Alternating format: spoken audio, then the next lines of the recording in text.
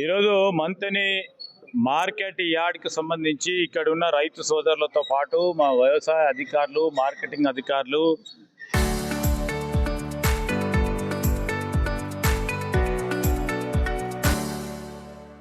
మా వ్యవసాయ కమిటీ చైర్మన్తో పాటు డైరెక్టర్లు అందరినీ కూడా కలుపుకొని సమీక్ష నిర్వహించాం. దాదాపు 28,992 క్వింటళ్ళు ఈ మంతనిలో ఉన్న మార్కెట్ యార్డ్లో తూకం వేయటం జరిగింది. ఆ క్రమంలో లారీలు దాదాపు 150 లారీలకు సంబంధించిన అంశం వారు మా దృష్టికి తీసుకొచ్చారు. ఇప్పుడు కొన్ని అంటే మొత్తం అంతా కూడా ప్రతిరోజు తూకం వేస్తూ రైతు సోదరుడికి ట్రిప్ షీట్ ఇస్తూ వారికి వెంటనే మరి బ్యాంకులో ఖాతాలకు సంబంధించిన వారి నిధులను ఏర్పాటు చేస్తూ ముందుకెళ్తా ఉన్నాం. మొత్తం ఎప్పుడు లేని విధంగా రాష్ట్రంలో ధాన్యం ఎక్కువ పండింది, దిగుబడి ఎక్కువైంది. ఈరోజు మా ప్రభుత్వం ధాన్య సేకరణ విషయంలో రైతు సోదరులందరికీ కూడా మనవి చేస్తూ ఉన్నాం. ఒక్క గింజ కూడా వారిది ఇబ్బంది లేకుండా సేకరణ జరుగుతుంది. ఆందోళన పడవద్దు.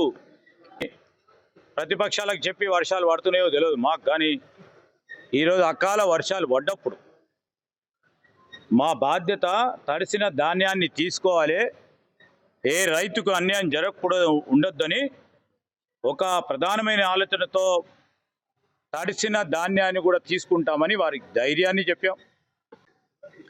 ప్రతిపక్షాలకు సంబంధించి ఓ పక్కన బీజేపీ, ఇంకో పక్కన బీఆర్ఎస్ ఏమి లేకున్నా రాజకీయంగా యాత్రలు చేస్తూ ఉన్నారు. చేయండి, తప్పంటలేదు. మీకు ఆ పాత్ర వహించాలని ప్రజలు కోరినారు. అది కరెక్ట్గా చేస్తే ప్రజలు కూడా హర్షిస్తారు. రైతుకు లేని సమస్యను ఉన్నదని సృష్టించి పోటాపోటీగా చేస్తూ ఉన్న ప్రయత్నం. నేను బీజేపీ వారిని అడుగుతా ఉన్నాను, కేంద్ర ప్రభుత్వం వారు కూడా ఉంది, కేవలం కనీసం మద్దతు ధర పలికి ఇక ఏమన్నా చేసుకోండి అని చేయటం మీ నాయకత్వాన్ని కూడా మీరు అడగాల.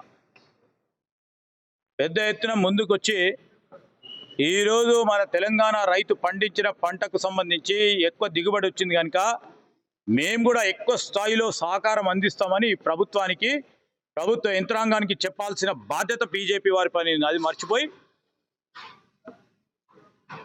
రాజకీయ ఘోషయాత్రలు చేస్తూ ఉన్నారు. చేసుకోండి, మీ బాధ్యత కూడా మీరు విస్మరించొద్దు.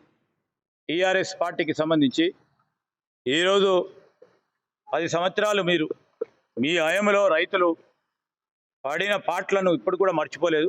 వారికి నైతిక హక్కు లేదు వారి గురించి మాట్లాడేది. ఈరోజు మేము చెప్తా ఉన్నాం, ప్రతిపక్షాలకు సంబంధించి కూడా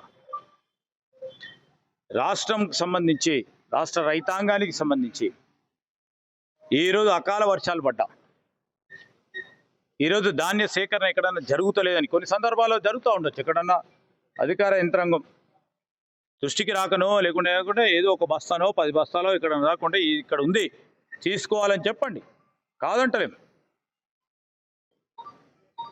ప్రైవేటు గోదాములను కూడా హైర్ చేసి, ఎందుకంటే దిగుబడి ఎక్కువ వచ్చింది కనుక ప్రైవేటు గోదాములను కూడా హైర్ చేసి ఈరోజు మా అమాలీ సోదరులు అక్కడ దొరకకుండా ఉంటే పక్క రాష్ట్రాల నుంచి కూడా ఆ సోదరులను పిలిపించుకొని ట్రాక్టర్ల ద్వారా కూడా ట్రాన్స్పోర్టేషన్ కలిగించి పెద్ద ఎత్తున చేస్తూ ఉన్న ప్రయత్నం ఈరోజు రైతుల గురించి చేస్తున్నాం, వారి గురించి వీరి గురించి కాదు.